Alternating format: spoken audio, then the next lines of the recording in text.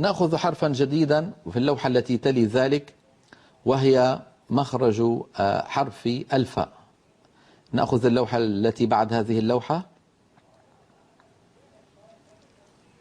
أيوة، اللوحة التي معنا الآن فيها قول الإمام ابن الجزري رحمه الله: ومن بطن، طبعا كلمة من طرفيهما تابعة للكلام، تابعة للكلام على الظاء والذال والثاء.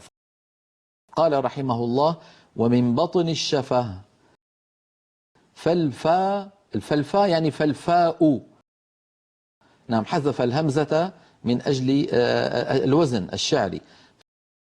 فالفاء مع أطراف، مع أطراف أصلها مع أطراف، مع أطراف، فسكن همزة مع، سكن العين من مع، ونقل فتحة أطراف إلى العين، ثم حذف الهمزة فصارت مع أطراف.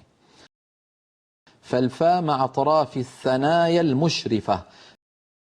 ما معنى الثنايا المشرفة؟ يعني الثنايا العليا، لأن الذي يشرف في لغة العرب يشرف من عل، يعني يشرف من مكان عال. يقال أشرفت من على الجبل، أشرفت من على التل إلى الوادي، ولا يكون الإشراف من أسفل إلى أعلى. فالثنايا المشرفة يعني الثنايا العليا.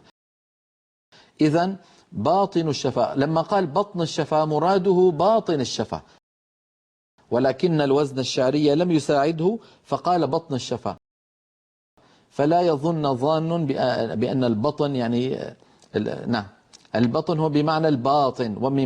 ومن باطن الشفة، يعني ما هو الباطن الشفة؟ الجزء الذي لا يرى من الشفة إذا أطبق الإنسان فمه بشكل معتدل. لما يكون الإنسان مغلق فمه، الجزء الذي يرى من شفتيه اسمه ظاهر الشفة، الذي لا يرى اسمه باطن الشفة. فمن أين تخرج الفاء؟ تخرج من أطراف الأسنان العليا، الثنايا العليا، عندما تتوضع على باطن الشفة السفلى. أف، أف، فا، فو، في. هذا هو مخرج حرف الفاء. أف لابد من ضغط ومن صوت يسمع عند نطق الفاء.